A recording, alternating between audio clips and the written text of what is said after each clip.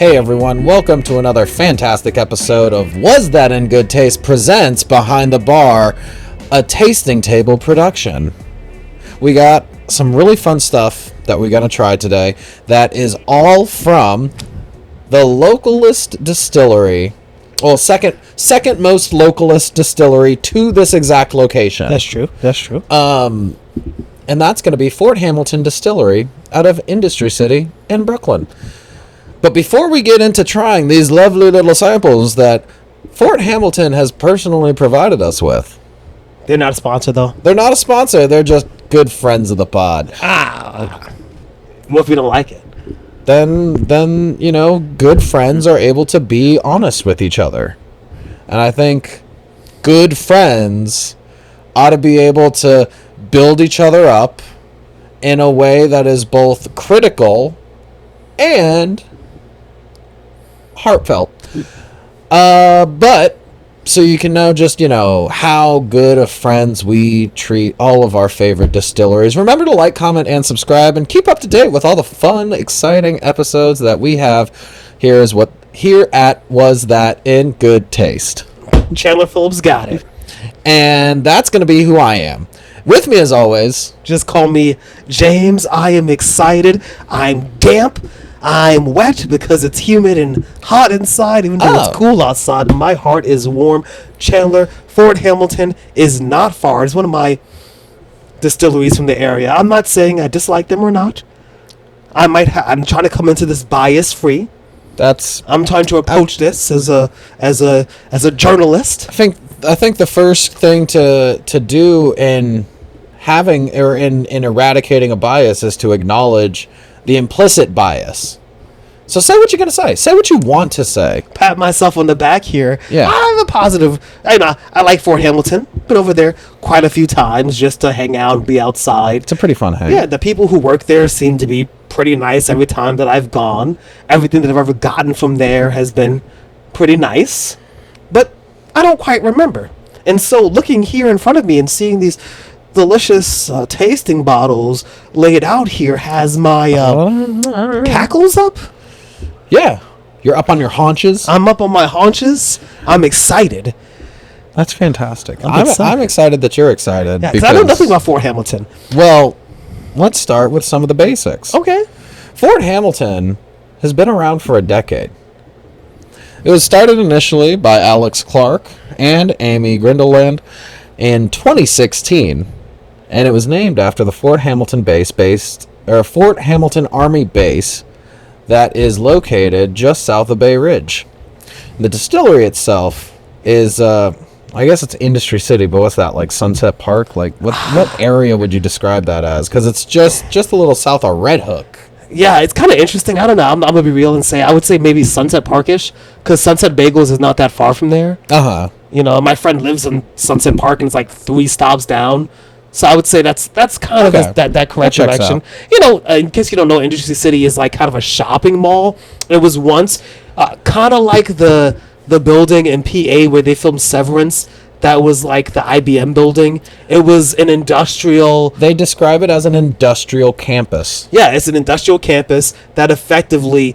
some of it's still used for industrial things, but like the whole area is not just the Industry City. There's like a famous electronic like Best Buy type thing, Micro Center. That's not that far from there, and there's also Japan Village. That's what I was just gonna get to. Yeah, the Japan Village. They have one of the warehouses is pretty much all distilleries, and so Fort Hamilton actually shares this specific location with Barrow's Intense. They do a ginger liqueur that you've probably seen around in like that latch top bottle. Oh yeah, I've seen that. You know what I'm talking about? There's also Bitter Monk, which is a pretty cool Amaros and herbal blends. I don't know I don't know if you would call it a distillery or if it's like a mixology lab. Oh, it's but kind of like a apothecary. That's a great way to describe it. An apothecary. And then there's also Standard Wormwood Distillery that operates out of there. A lot of cool stuff. Also, a lot of up-and-coming craft breweries. There's a Magic the Gathering. But there's not really, there's like a card shop. Dude, There's like other things. there's a forge Yeah. there, like where you could take blacksmithing classes. There's I think I actually kind of want to take blacksmithing There's classes. a big supermarket there. I can't remember if it's Italian or Arab. It's like it's called. So it's an S. It's like on the bottom floor. There's a lot of outdoor seating. It's pleasant. It's a good place to go. You know, it's kind of like a community central hub. Keith Lee did his festival in Industry City. Oh, neat. You know, where he partnered with the New York One Eats Festival, and he was the primary sponsor. You know, so that was like last summer or whatever. Industry City is a popular place, kind of in the middle of nowhere, next to a Costco. Yeah. It's kind of weird, too, because I've been there a handful of times, and only recently have I been there when it was actually busy. And even then, it feels like it's only about, like, a third of its actual capacity. Because, like, I'll go up. Fort Hamilton Distillery is a cool hang. Like, it's on the second floor of this warehouse, so you have a cool kind of... you look out on the middle part of the campus, I suppose, or the courtyard, and they have like some cool just architecture and stuff out there. You can look down, you can see the riverside. It's waterside too, so that's pretty neat. And then they have like a couple of pool tables that are just like, you know, you give your ID to the bar and you get to shoot some pool. Pretty sick. And then it's like in this hallway that has all of these other cool boozy, and then you go downstairs and there's like a sick ass dope ass barbecue spot. Yeah. Like I have been there a handful of times, and even on its slow days I have had myself a good time. It just makes me wonder, like, why isn't this more popular? Because it's far. And what I mean, it's in New York. What are you gonna do? There's a million places to go, but also people do go there. My friends are going to be going there soon. My friend and I, we meet up there regularly to play Magic the Gathering, not just in the card shop. Game. Oh, no, there's a whole like we'll sit outside sometimes. Oh, and we're not the only ones. There's a card shop. There's a card shop. There's a minis shop. Yep, and there's a the mini shop is really big, and and you go upstairs. They have like lots of stuff. And things like that. It's pretty neat. I would say that it does get a decent amount of traffic, but if you don't know the geography of Brooklyn, the reason there's a Costco there is because unless you're taking the Q train, right, you know, getting there means you need a car. You know, I think all the trains are pretty cute. Oh my God! You know, if you're not taking, the yellow line or whatever these people say, Sorry, do you not differentiate by... No. Is this not the Sesame Street of America? Not by color, no. What, do you not see color? No, but it makes no sense. Why? Because the green line would be the 4, the 5, and the 6. But the 4 has a different last stop than the 5 train, which is at Dyer Avenue, and the 6 train ends at Pelham Bay. Yeah, so if you're being approximate. But you can't say green, because if you say go to the Bronx, take the green line, and you take the 6, and you end up at Pelham Bay Park, which is way further away from let's say it's a week in Gun Hill Road. It's literally the other side of the borough, but it's the same color. So you can't, because the 1, the 2, and the 3 are all red, but the 1 goes into Harlem. Well, I mean, you could say the same about like the blue line, where the E ends up in Queens and the AC end up in. I mean, but the A and C also end up in Queens. And no, the A and C both end in Manhattan because it never got extended, right? So no, it didn't. I used to live. No, so they both end in Harlem. That way, and going to Queens, but you can't say blue because some of the A trains go to Lefferts Boulevard and some go to Far Rockaway. It'd also be pretty difficult to say like the gray line, and you're just talking about like various different shuttles that are just. Which shuttle you're talking about? And listen, just like these, right? They seem similar, but the differences matter. And it seems like a little thing, right? But like, if you tell somebody to take the blue line to Far Rockaway and they just get on any train going to Queens, they'll get lost. No, if you tell somebody that they want a rye, you give them a bourbon, or you tell somebody that they want a bourbon, and you give them a rye. I would say yes. Yes, but they're interchangeable in a way that, like, if I'm making a decent old fashioned, if I use a good rye, then that's still going to be a good. And the AC and E's all stop at 42nd Street. And so I would say I live off of the blue line, so that way makes no sense. So what blue line? So that way like, oh, wherever he's coming from, he can make it to the Fulton station. What about the yellow line, which in Queens becomes two different? Get out of here. You know what?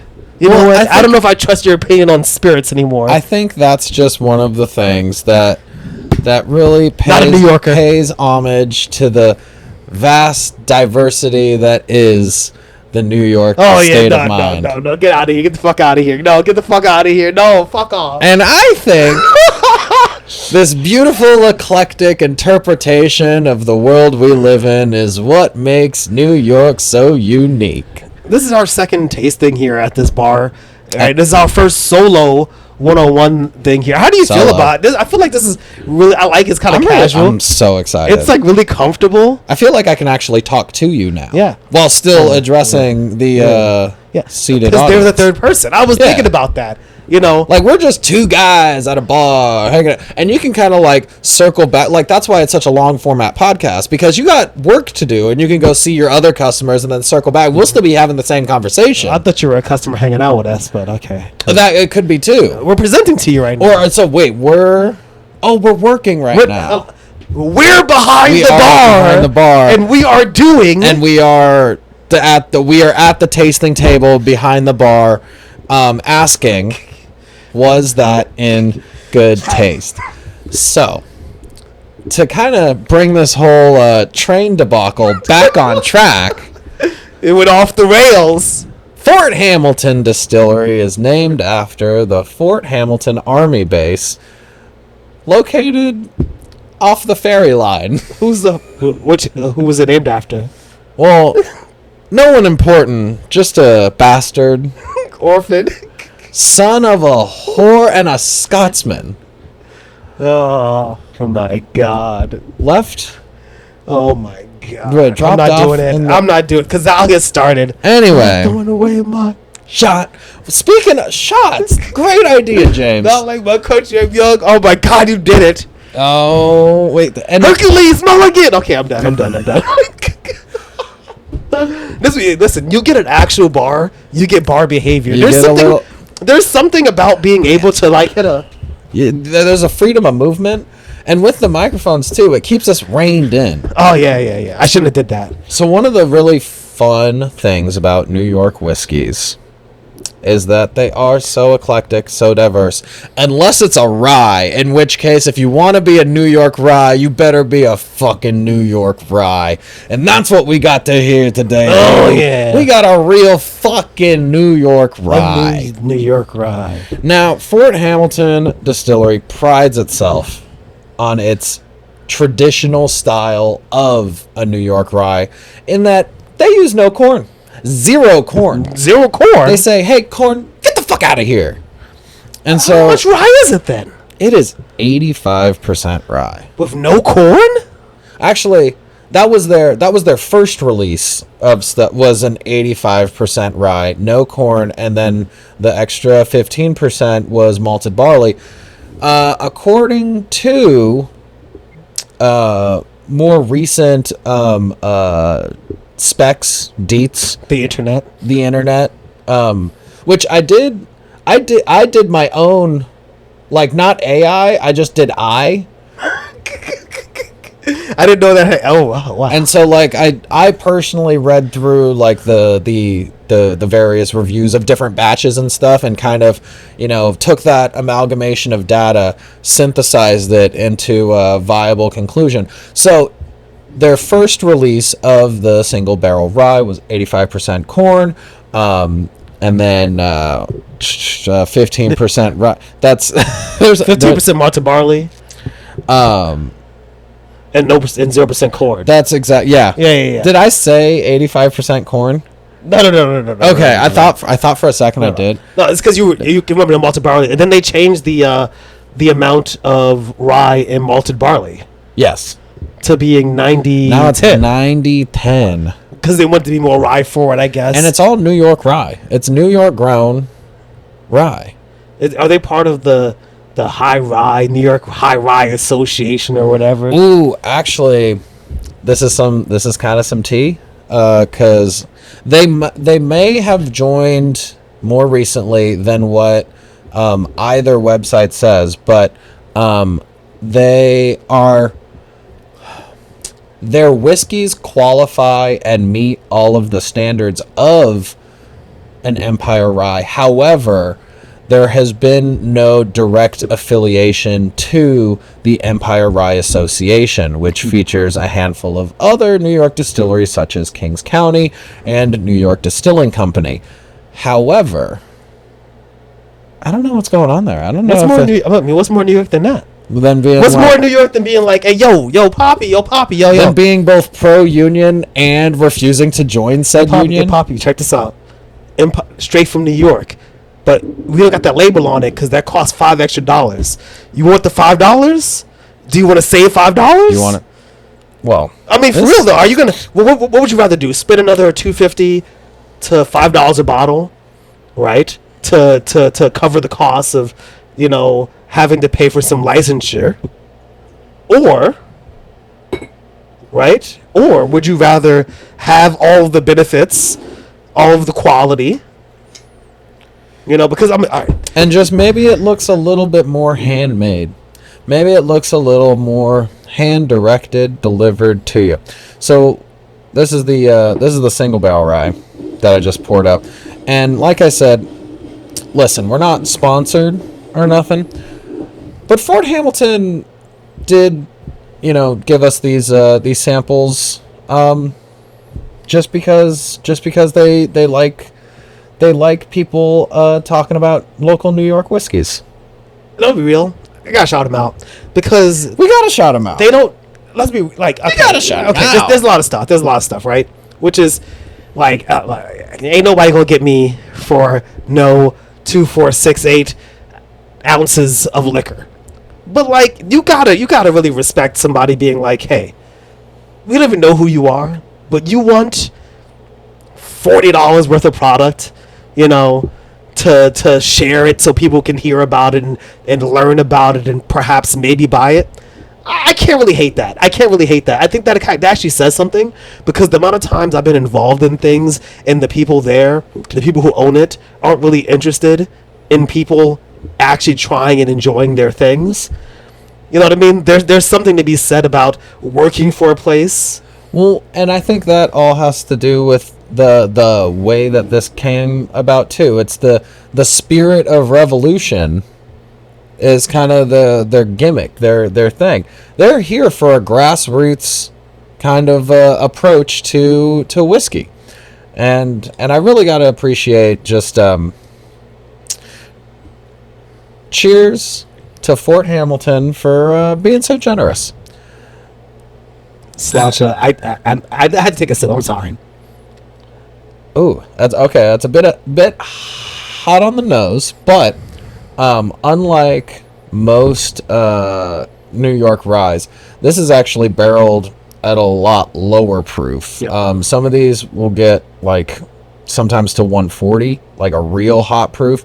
This is only barreled at 120, and that means it still goes through all the aging, and that ethanol evaporates off, really kind of bringing it down to a much more mellow thing. So this one's aged usually average of 3 years in your traditional 53-gallon barrels. What I did kind of find out that's interesting, they're in heated warehouses, or at least like temperature controlled warehouses, so that way during the winters when things get really dry, it still kind of keeps the consistent osmosis breathing of the liquor in the wood, thus kind of not necessarily forcing the speed up of the yeah, but you're getting some process. Of the benefits, but you a little quicker, exactly, more consistently. It's pretty good. I know you probably noticed that every time I look at the glass, I do this. I don't really believe in the legs being something that really, really, really matters, but especially when you're having more than one type of spirit, you know, you can kind of get a little distinction. Sometimes when things are really sweet, you'll see that it clings to the side of the glass. Sometimes you'll notice that it runs down really easily. This is giving me like these long, thin lines. It's not that sweet. You know what I mean? So I think there's like not a lot of sugar in it. You know, Interesting. so, you know, I don't think it's that sweet. It's nice. It's dry. It's a little punchy. I find it to be quite spiced. Yeah. Like I'm getting a very gingerbread and like if you made. All right, here's the idea. You made almost like a tapenade, but out of dried dates, and a plum is a dried date. Or no, a date is a dried plum, yeah? No. No? no. A date's its own thing? No. A prune Prune, that's what it is. is a dried plum. Okay. A date is Is a its date. own thing. Yeah. Okay, so picture this. All right, follow But they me. do have dried dates. So you take a bunch of pecans. Mm-hmm, Pecans? Pecans. You toss them in like a brown sugar spice, like gingerbread spice kind of thing. Candy them a little bit. Then you chop them up real nice and fine. Then you take a bunch of prunes and dates and you chop those up too. And then you take like almost like a little bit of cracked pepper, like some cracked black pepper, and put that, and then you just kind of stir it around a little bit, and it's almost like if you made a trail mix dip, except it's alcohol. Yeah. That's a good description. I think that's kind of the barley, right? You know what I mean? Because like it's chewy, it's sweet, right? It has this kind of dried fruitiness about it. I understand Yeah. what you mean. It's like, but it's not really fruit because the sweetness is mild. Yeah. There's a little bit of spice, right? But also because of the malt, it has That a kind of a chewiness, a breadiness, it's a chewy. cakiness. It's a cakiness. It's cakey. That's the, you know, oh, think about, because it's not super sweet, you have to think of a heavily spiced light cake that's you know, but it's like pretty spiced and not that sweet. You know what I mean? Because you're kind of getting the malt. I was kind of getting a little bit denser cake to me, almost like if you took like a fruit cake, kind of like a soaked cake. I was making up a cake in my head. I was picturing like an angel food or like an almondy pound cake, but even pound cake is like that's got some fluff to it. That's got some chew. Yeah, because the malt, you know, like There's a lot to get into with this whiskey. It's yeah, I hit it again. Now, it's a reason why this is their flagship whiskey. yeah, you know what? Yeah. No, fruitcake. You're right. Like a heavily spiced, a spiced A spice. dried fruitcake. You know, but like you have to pull the sweetness back, obviously. Yeah. You know, but it's cakey, dense. And a little, dare I say, rustic? Yeah, I'm getting the sweetness. And I'm getting the sweetness a little bit. After this is fantastic. I would say though that the rye, the characteristic specifically of the rye, is not overpowering. It is Yeah. not taking it over, and that is good for I Interesting. think the kind of person who may not love rye. Right? We talked about this last week. It's not a hit you upside the head kind of rye. I love rye. I like to be smacked upside the head. I'd say you're You a know, rye guy. Call me Sally and slap me upside the head. You know, rye me. you know what I mean, though, right? Like, is this like delicious? I would call this a rye that's perfect for cocktails. I would call this a rye that's perfect for people who are getting into ryes. I think it's pretty approachable, which is not a bad thing. It is not derogatory or disparaging to say that something is for people who might not have a ton of experience in like drinking tons of rye or whatever. This is nice. It's easy drinking. It's a little complex. It has good flavors. You give it to somebody who likes whiskey, they'll drink it straight if they want to. They'll have a pretty good experience, I think, putting this inside of a cocktail. I agree. And at retailing it at around like $55, I would put it a good at least 2 shelves above like Bullet Rye, which I would 100%. Like Bullet Rye, I would assume is like the Buffalo Trace of ryes. Well, maybe like a Rittenhouse or Sazerac. Rittenhouse rye is like your well rye, and Sazerac rye is a good rye, but it's just that's also a New Orleans style. I think this is an excellent representation of a New York style rye, which is gonna have a bit more, I think, of that kind of graham crackery sweetness that comes with the spice, or that like kind of chewy kind of breadiness that that really comes through, like even more so than like Western ryes, because like you know how much I love a High West. I mean, I love a High West double rye. Yeah. But that comes across a little gravelly. This has so much more of like a lushness to it. Very rich. Very rich. Yeah. I mean, yeah, A+, fantastic. Now we're doing the double barrel rye, which apparently has the same exact mash, Yeah. as the single barrel. So Same it's mash. the same. It's the same 90-10 rye malt split. Exactly. Right. The only difference is it's double barreled. It's double barreled, which is interesting because you're thinking, hey, Chandler and James, aren't most of these things coming from like whole batches of barrels? Like, of course, there's going to be more than one barrel in this. To which I'd say, hey, we're getting there. It's a whole show. Hold your horses, cowboy. Put the guns away, gunslinger. We'll get to it. So the 2 barrels that are used in this, one is the traditional 53-gallon barrel that is used for the single barrel rye, but the other one is a 30-gallon barrel. And what that does is it changes the proportion of the volume of liquid as to the outside, to the surface area that comes in contact with the char. And these are all going to be number 3 char barrels, which I think is an important distinction, because just a couple more notches up and you're getting into alligator char. Because 3 is average for the New American Char White Oak, right? Where it's like it's not toast. It's a bit more than toasted. You're getting the Maillard effect, and then some.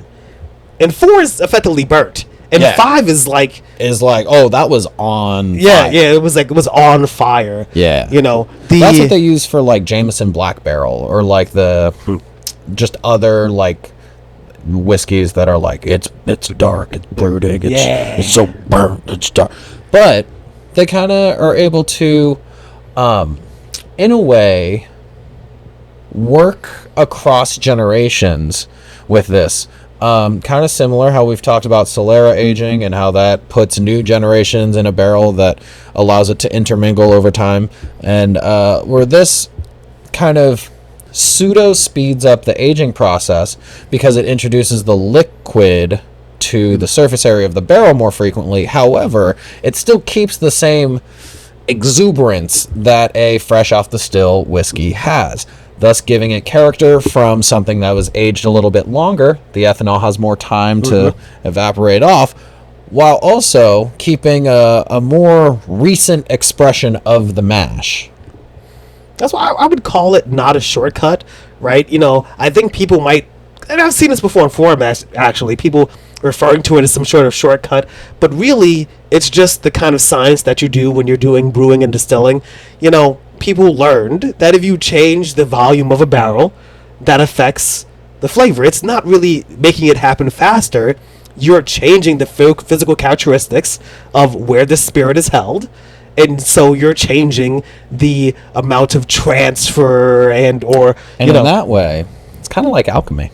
No, it is though. And I love that science. We were talking about that last week about altitude, right? You know, Yeah. because you have altitude can affect things, right? And the volume could affect something as well, because you would think, As well as temperature as well as temperature. in a warehouse. Yeah, because you would think that putting the same liquid into a barrel made of the same material that is charred at the same amount, right, would make it the same. But if you look at two pizza pies, right, you ever notice that the volume of a large pie is much larger than a medium, even though it's like 2 more inches, right? But you gotta think of that as a barrel. When you wrap it around, if the barrel is moderately smaller, right, even if it's smaller by a few gallons, the actual amount of surface area moves dramatically. Yeah.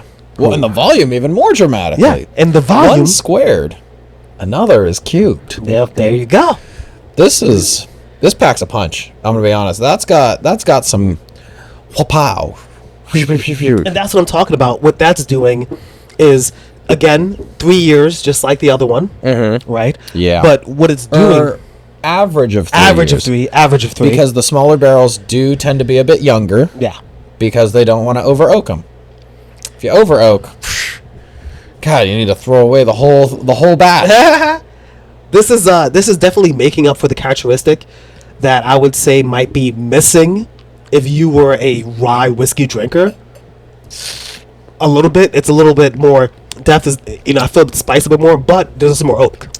There's a bit more oak. Yeah. I almost want to say, dare I say, it tastes a bit greener. Like almost a tad bit vegetal. Does that No, I get it, because does that check out? because the extra char is affecting the overall flavor, right? The malt is still there. The malt is the same, but like, I don't know. The extra char has introduced a level of depth. The spice is not the same as adding more rye or leaving it in a barrel. It tastes like it was exposed to more barrel almost. Yeah. But it feels like that has affected the spice. I'm getting it in the back of my throat a little bit, but I'm not getting that punch. I'm not getting it in the gums like I'm used to Yeah, with rye. I'm yeah. almost kind of feeling it like it kind of feels like when you put gauze on your tongue. I guess that would be dry. That would be kind of the textbook definition. No, of it is dry. It's very dry. Huh. It's less cakey. The malt is still there, but it's way less present. In the single barrel, the sweetness, which as I drank it, I felt like did increase, is still present here, but here it's way more after. I'm getting the sweetness a little bit more after, like on my palate, like Yeah. as it's been gone. I like it. I like the oakiness of it. How do you feel like it compares against the single barrel? It's kind of hard because I think that they share a lot of the same. I mean, because they're the same spirit, I feel like they share a lot of the same characteristics. I think that this is hard because I'm getting this char at the end of my palate now that it's been a second, and I don't know if I love that because but I don't hate it. It just doesn't. I want more rye. You want more rye? If I had to choose between, I know it's a lot of rye. If I had to choose between the two, I think I might go with the single barrel for my everyday kind of Okay. drinking, Yeah. right? And I think that I would use this for a lot more cocktails. You know what I mean? I like the 'Cause smokiness. you don't lose it through the it still can come through on like an exciting Sazerac or something, or like, dare I say, even what was it, a Jackrabbit or something, where you do rye, lemon, apple brandy, and other really like high end or top shelf or well loved ryes. Like I'm putting this in the I'm putting this with the heavyweights. This is fantastic. I think if you give this to anyone, they would enjoy it. You know what I mean? But like, I think that the oakiness at the end kind of tells on itself a little bit, right? Where it tastes a lot like the barrel. yeah, Right. Yeah. Sometimes you get that from a double barrel bourbon. You know what I mean? Where you taste that you're tasting the barrel more. And I mean, obviously, I'm tasting the barrel more. We might just have the chance to try said double barrel bourbon. Oh my God! We might just bring that double barrel bourbon up right. Oh my God! James, where'd you go? Oh, you're back. Phew. Keep talking, but I'm going. I'm. Give it a second. What is kind of neat about this? Don't talk into the mic. Talk to the camera. Hi, camera. The mic thing went off for a second. So I'm talking to the camera. The mic is just here. They can only hear the AC right now, which is great. You're playing adult contemporary? I am indeed playing adult contemporary. Hey, I hope that you enjoyed that 30 seconds of nonsense. What if it was 2 minutes? Then I think we'd have to start over. No, I think we'd have to take it from the top. No, we'd have to try each thing here's the all thing. over Hey, again. listen. They heard us, okay? Consider it a behind the scenes. So just in case the last 2 minutes, even though I looked, it wasn't that long ago. It was like maybe a minute. Nah, it's not just in case, the single barrel rye, delicious. The double barrel rye is got a lot of character. They're like siblings in that way, where the single barrel rye definitely more responsible, definitely more driven, more of a go-getter. Double barrel rye, is just kind of having fun. Double barrel rye is here for a good time, maybe not a long time.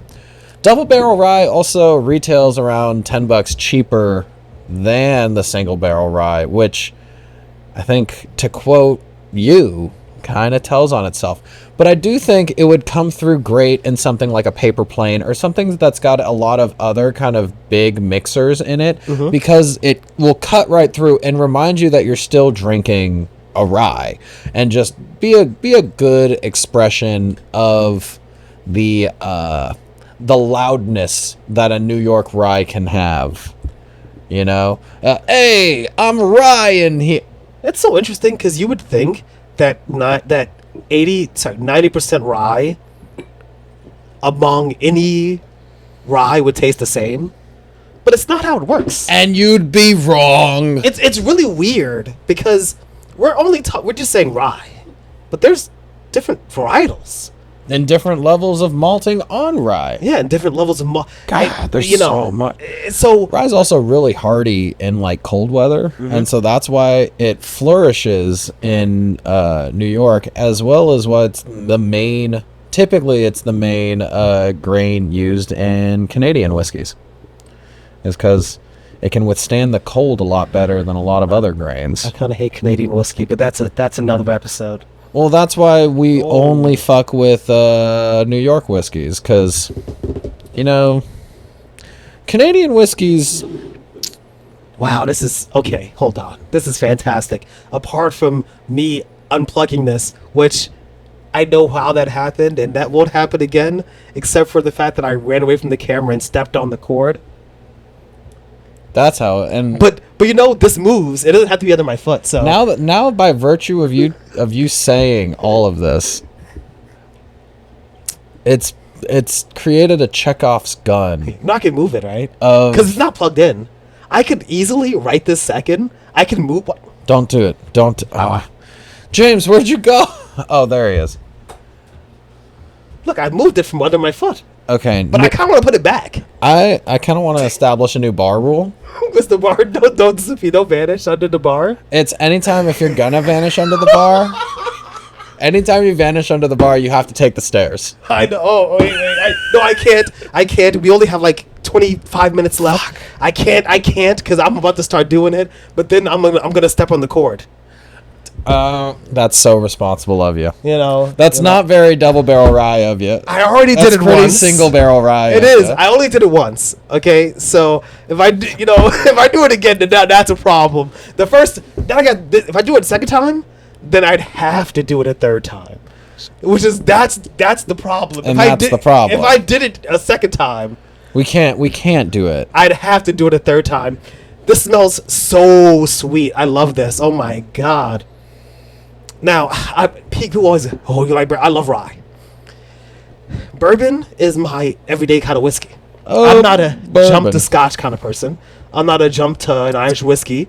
I jump to a bourbon, Interesting. but that's not my only. Yeah. It's not my one and only love. It's just that it's the kind of thing that I think is awesome and is easy to pull out and it's easy to drink. You know what I mean? And I tend to enjoy it. Yeah. But so don't take my excitement as any kind of bias. Maybe it is a little bit. Again, you have to acknowledge a bias in order to. This smells so sweet. Yeah. We got here. So apparently is 85% corn, Yeah. 10% rye, 5% malted barley. Minimum, of course, 4 years because it's bourbon. Well, bourbon that's true. only has to be 2. 2 To be years. a straight bourbon, it has to be 4 years, and to be, to have an age statement. I can do it. But then I was like, I don't know if that's in good taste. It's in good taste for me, so there you go. No, I'm excited. One, I mean, there's a few things, which is at a maximum age of 3 years for the rise, right? You end up with something that's just less complex. It's literally aged not as long. You know what I mean? With this one intentionally aged in a slightly smaller barrel for a portion as to, give it more of a barrel-y taste. Yeah. This doesn't have to do that. I haven't even had a taste of it yet. I'm a bit whoa on it. Yeah. Sorry, I didn't mean to cut you off. That just, it kind of threw me for a loop. It kind of... I looked down before I took a step back. That's so smart. And that's how we learn. Hold on. Okay, smell this and then sip the bourbon again. Because this is their gin, and we're saving her for last just because once you have a gin, it's kind of hard to get back to whiskey. But I'm getting so much orange peel and coriander coming through on this bourbon. On a bourbon? What? I think that is... I don't know. I swear to God, I think the orange peel is a mixture of the rye Yeah. and the barley, Yeah. right? The coriander, good. I think I would have been digging around for it. That 100% kind of tastes like a coriander pod. Yeah. Or, like a coriander pod. No, seed.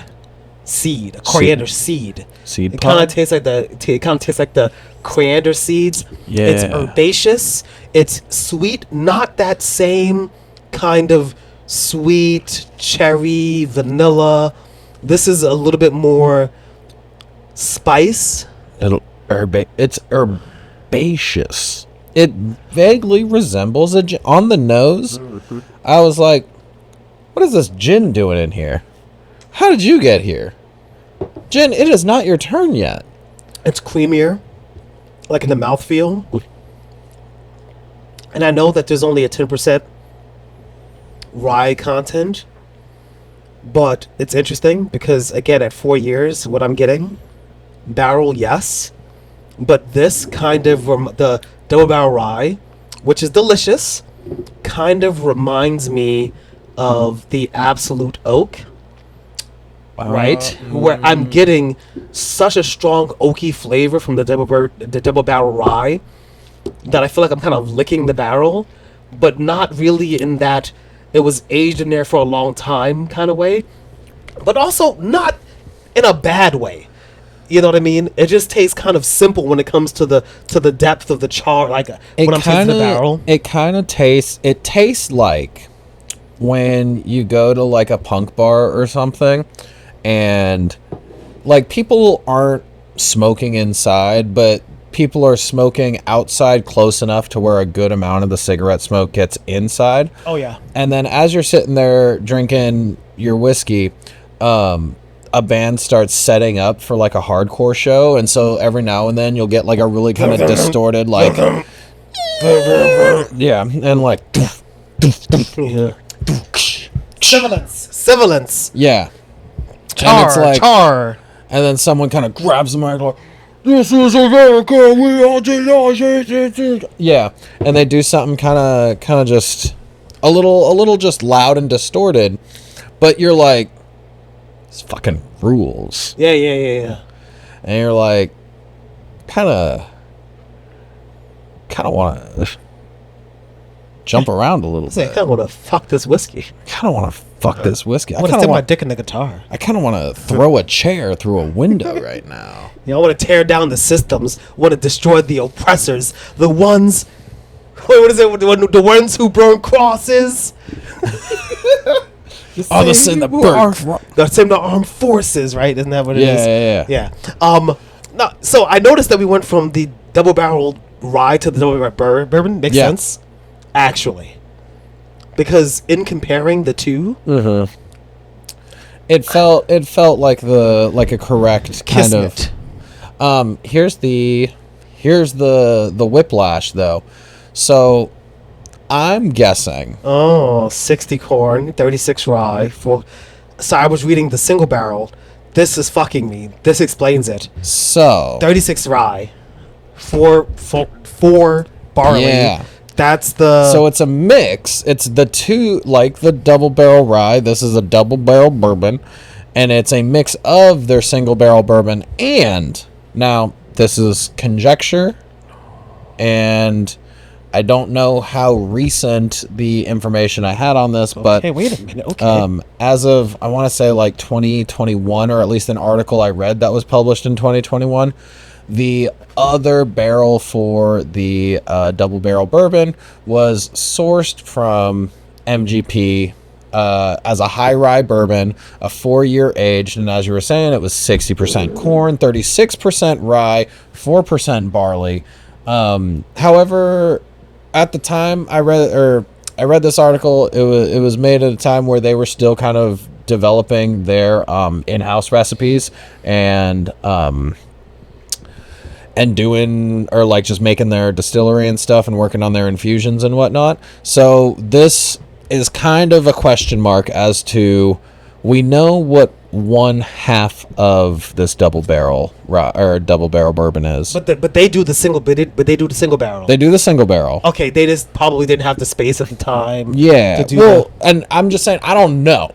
So I mean, also, let's be I can real. neither confirm nor deny. The whole MGP thing, just in case you don't know, they're like a big company that does distribution and brewing and I just distilling, feel and they give it to different companies. Yeah. And you can put your own label on it, but that does not speak for MGP negatively. From what I understand, they're not like Cisco of spirits, but like they distribute a lot, and if you pay enough, if you have enough money, then they have very high product. Yeah. You know, but Well, and you get to hand pick stuff, and Yeah. like also you can just source the juice, and so you do all the barreling and aging. which also, can I say, that kind of sourcing can reflect on, you got to think like Tim Cook, you know, who he was like the distribution guy under Steve Jobs, because having a master distiller who's working really hard in house, who has like a really discerning eye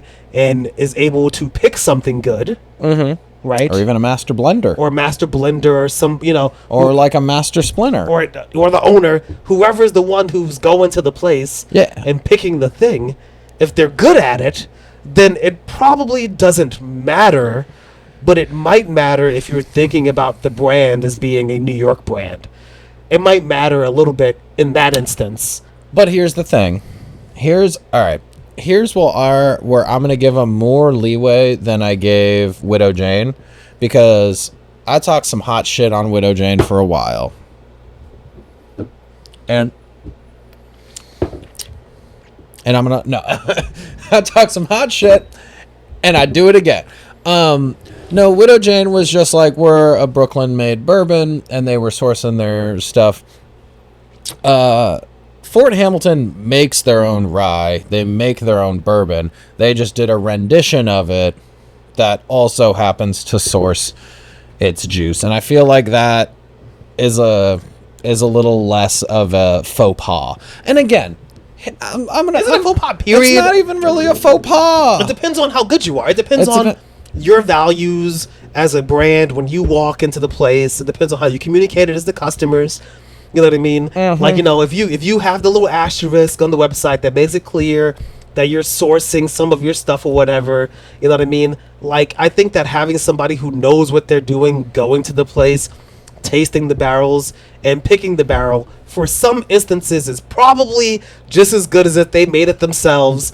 Yeah. When, you know, yeah. Is your local distillery that's inside of Industry City going to be able to produce one of the higher end ryes at MGP in Brooklyn? Probably actually not. Not because they're not as good, But but like, that takes a lot of fucking equipment. it takes a lot of equipment, a lot of time. And a lot of space. And so if you're an upstart distillery, I'm not going to shame you for needing to source some stuff. But I would say if you are going to source, make sure that you do have original product.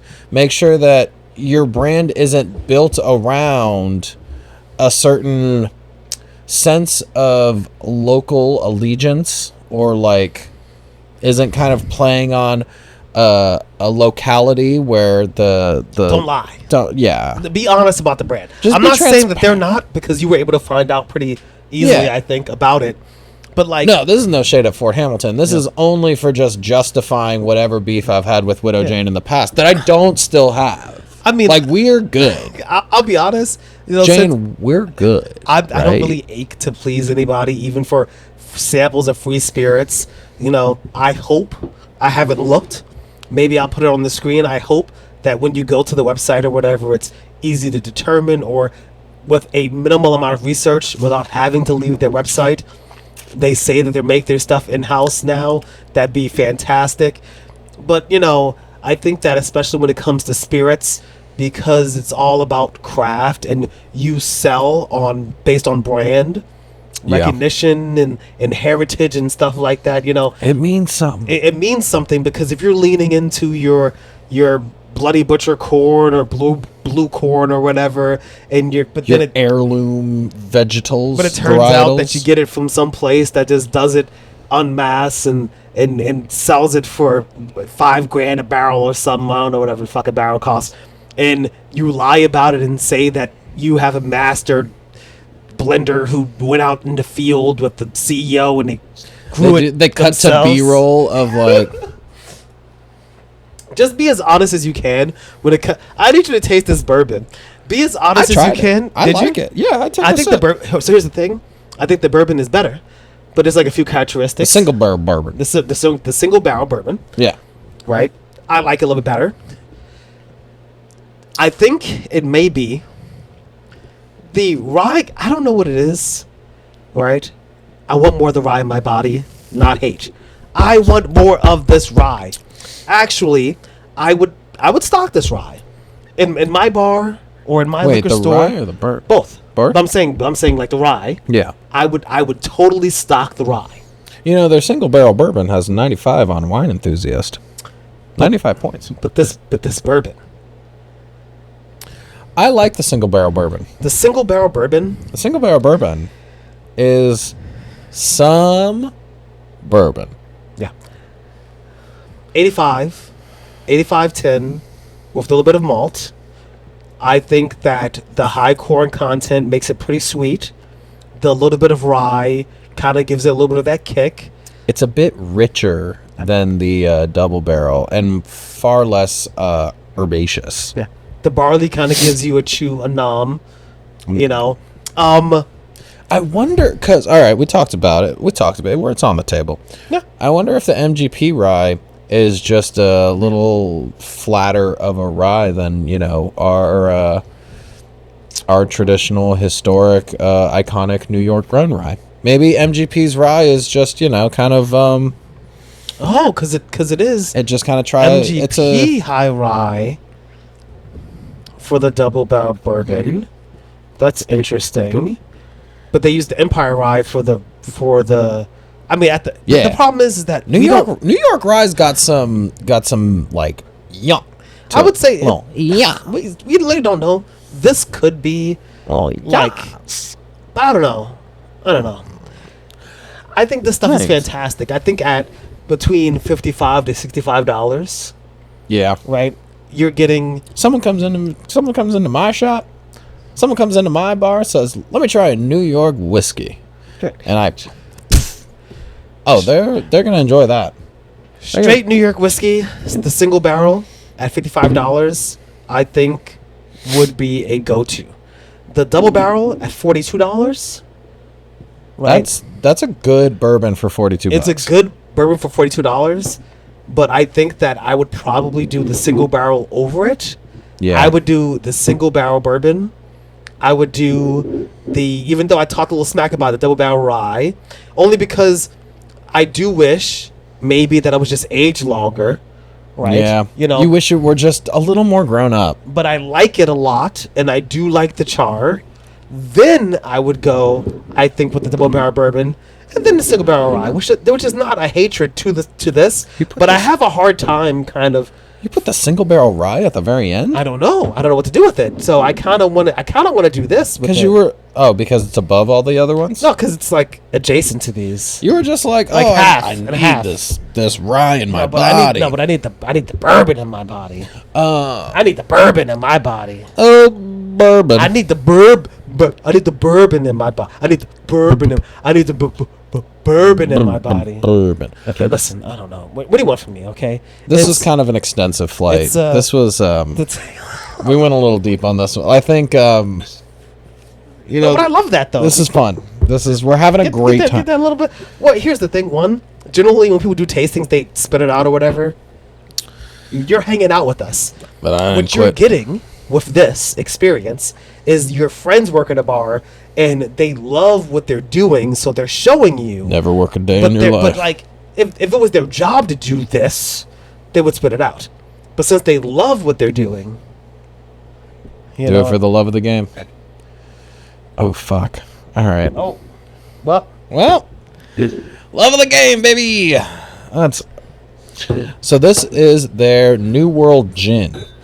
Some of the key players in this are going to be orange peel, lemon and lime infusion, cucumber, coriander, a little bit of star anise, little angelica root, maybe a touch of cinnamon, and then the piece de resistance, some watermelon. this is a watermelon gin. What? Taste it. I was just reading off the thing. I This haven't is had, a watermelon I'm gin. getting to it. I'm sorry. It's a watermelon gin. Get out of Oh, town. in a watermelon patch near Yeah, now no, Greenwood. I could smell it like boom, like right there. I've been to Greenwood Cemetery to go ghost hunting. Did you get any watermelons while you were there? No, but I was ghost hunting. Did in you the get any homage of ghosts? Battle of Brooklyn. No, I also did not. Coriander, cucumber, lime, lemon, star anise, angelica root. That's a watermelon gin. This is a watermelon gin. Whoa, It's like a spiced watermelon gin. God, It's that's. pretty. I don't even want to put this in a gin and tonic because I want to have it with like just a seltzer, like just a gin and it'll taste like a little yes. watermelon spritzer. Like it feels like it should be pinker. Oh my! Yes, Chandler. This yes. is Melanie Fresh. This is like, God, that'd be a great drag name. That's wow. It's not even as herbaceous as the double barrel bourbon. This one, I'd feel like Okay, it's I so. lied. I'm redoing my It's rankings. it's so just juicy. It's so I'm redoing my rankings. You ready? yeah. Get them all. I think they're all pretty Get much 'em worth all. it. I think that I'm gonna be real. They're all worth pretty good. They all have their benefits. You know what I mean? The single barrel bourbon being just, I think, the highest quality, the best, having the best flavor profile. So that's your give them positions like as you would like on a basketball court or like a baseball field or something, but like it's on the shelf where it's like starting forward, top of the lineup. Right, but this is it. This is The cocktail. You know, people come in, they go, "What you got?"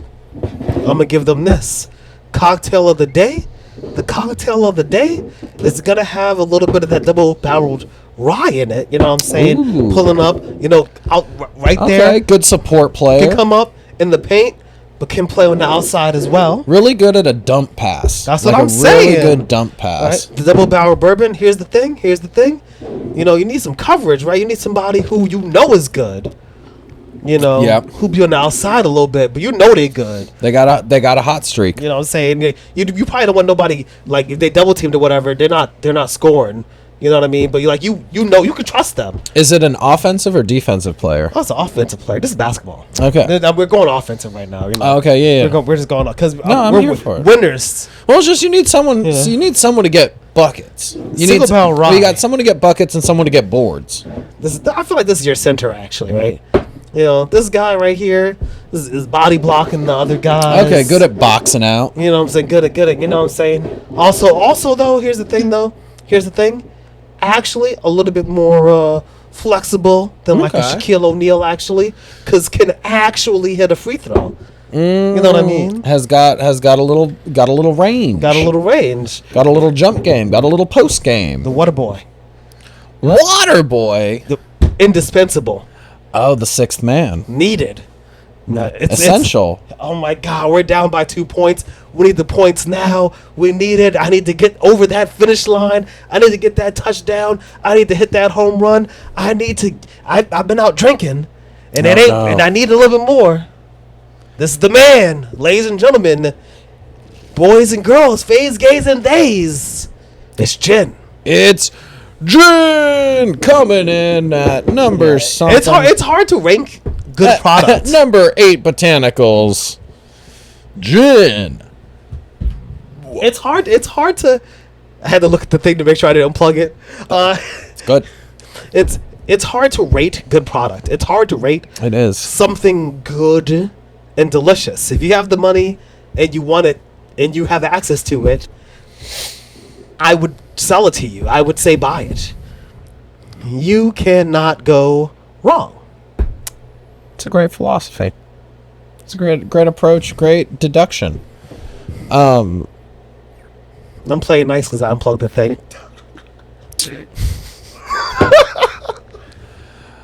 I think I agree with a lot of your assessment. I think I would put the single barrel rye and the single barrel bourbon in. I would think it'd be fun to do a tasting flight of sibling whiskeys. Who do you think are more siblings, the single barrels or the double to sing, like the rye to bourbon, or the rye to rye, the bourbon to bourbon, or do you think it's the single to single to double to double? How are they? What's their family tree? Single barrel bourbon. Golden Child. The pressure is a little too heavy though on the shoulders. Yeah. Like lives up to the expectations, but under a lot of pressure may struggle to do so. Yeah. You know what I mean? Because really, really smart is not genius. Fuck. Yeah. Yeah. The double barrel rye, right, thinks that it is upset that all the attention goes to the Golden Child. Thinks that it's better than the Golden Child. I don't know. So you think double barrel rye is second sibling, or just like Definitely second to the Golden Child. yeah? You know what I mean? And they were close. Oh, of like course. they were pretty back That's to what they're always back. together. Yeah. So it's kind of like you know what I mean? They kind of toxically hold each other together. Yeah. They don't mean to, but We're like single barrel was not necessarily planned, but there was an intention, you know? And then double barrel was like, well, they need to have a friend. And then I think single barrel bourbon, they were like, we gotta try for a boy. Like we gotta I think someone was like, look, I would feel like I'm not really the single parent. I was gonna say that's the cousin that visits around the holidays that All I know is they don't like being called cis. Cause they're cause look at the family, and look at them, they're white passing. Oh, I thought you meant like they don't want to be called cis. No, they don't be called cis because they're white passing and they have supremacy culture at their backs, and so they believe in gender. They tussle and stuff, but like a toxic motherfucker. Also, smells like watermelon. Liberal Zionist. Damn. And they're all Sephardic. Oh my god, I'm full of fear. So I think I'm full of fear. Wait, so you put single barrel bourbon as first? Yeah. Firstborn. I think I disagree, but like I'm not gonna. I'm gonna yes and you. I'm not gonna no but. No, you could. No, but I disagree though. No, but actually, this is the. Because you're assessing to do it. No. I think the single barrel bourbon is that like that first child that has the weight on their shoulder. I identify with the single barrel rye, and then the double barrel rye is like there because they're like, look, oh my god, we have to be a united front against the parents.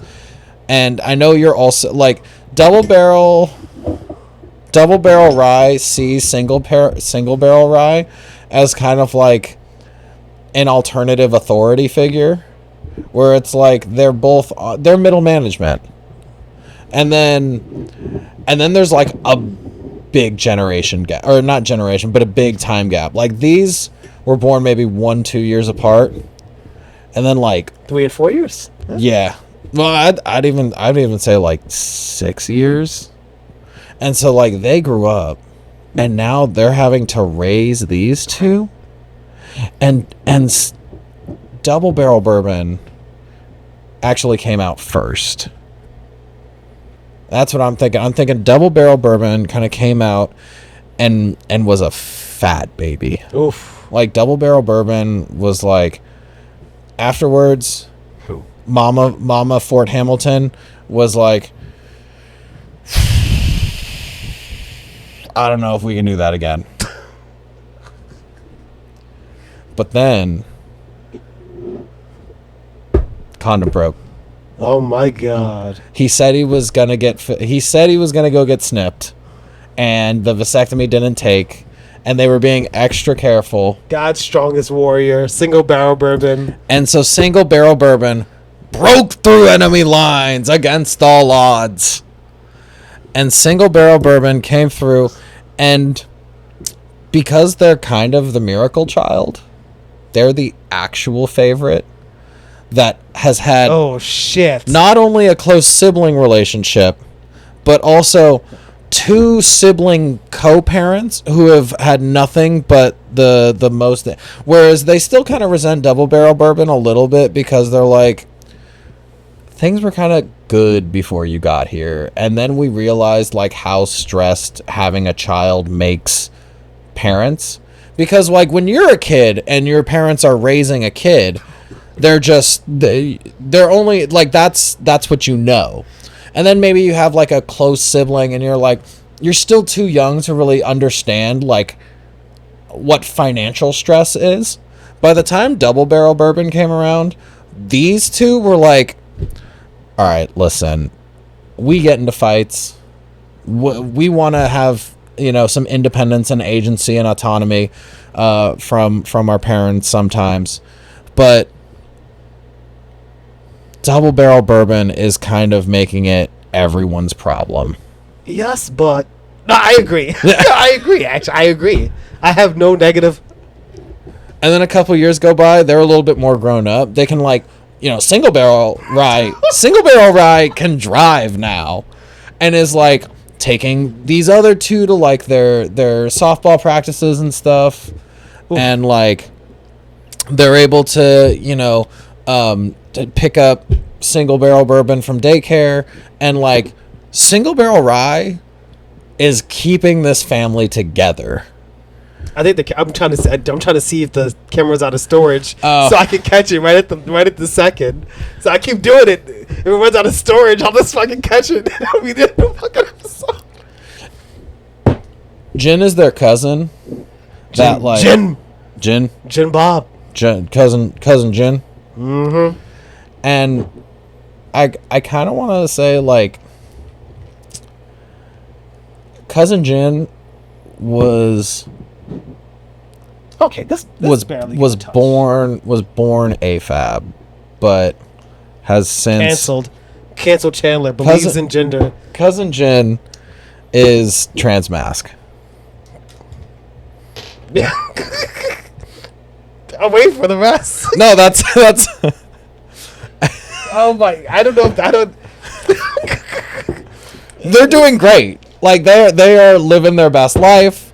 Cousin Jin just kind of comes in, and some of the whiskeys and the ryes are like, we don't really know what their deal is. So they're different than us. But We're all the like, same, because Cousin Jin is corn neutral spirit. the watermelon.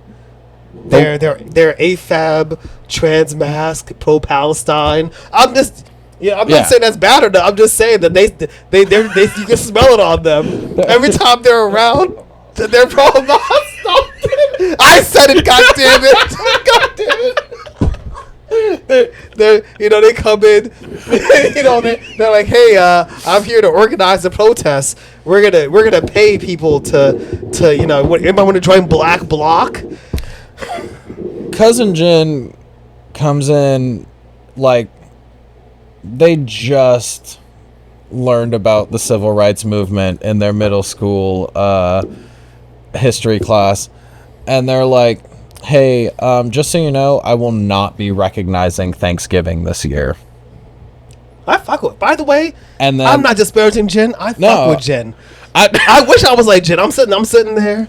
And you got to call me Single Barrel Bourbon, because I'm secretly thinking and to you're myself, soaking it all up. like, man, I kind of wish I was as confident as to just be myself that way. And Single Barrel Rye sees this and respects it, but is also like, you're gonna rile up. You're gonna agitate. I agree with you, but you should, instead of screaming all the time, vote harder Exactly. or something. I don't know. And then Double Barrel Bourbon refuses to acknowledge their pronouns. I don't believe in pronouns. Exactly. I don't believe in pronouns. So they don't even say or adverbs. They don't say them, her, him. They just say Cousin Jim after everything.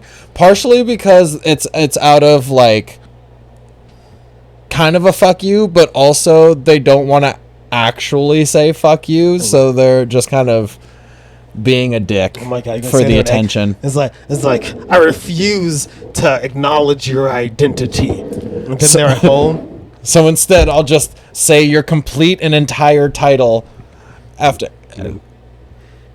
Oh, I heard that you guys like furries or something. How come you don't have a tail? Imagine all the things that your brother. It's like actually I do love you. We all love you. We really appreciate you. You matter.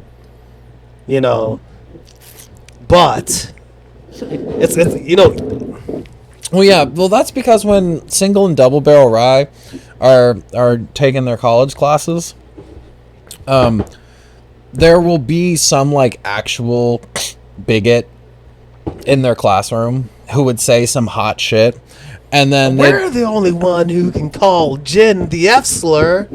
yeah, and they'd be like, "Well, now wait a minute, I have my cousin Jen. Who the fuck are you?" And then and they then would write stick it up. down. They would stick up for the queer kid, but like not because they it's like I don't understand them pronouns, but you remind me of my cousin, and I love my cousin, and I fuck with my cousin. But anybody fuck with my cousin, I fuck with them. Exactly. And I see you here by yourself. Can't let anybody fuck with you. Yeah.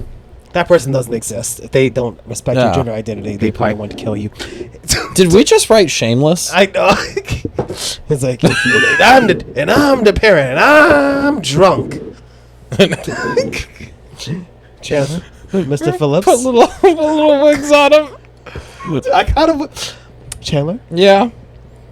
I fear we're out of time. Maybe Do we need because to we wrap up? started, and so I can't keep track of the time. Okay. Because I think it stopped at like 30 something minutes, and we only had an hour and 14 minutes. Oh And we talked for a little bit of it, and it says 39 minutes, so I feel like it might end at any second.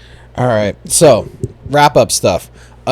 Fort Hamilton is really fucking cool. They got some dope stuff on the horizons on the website right prices. now. You can get they have a cask strength rye that clocks in at around like I think it's at like 110, maybe Doesn't like 115. know about rye.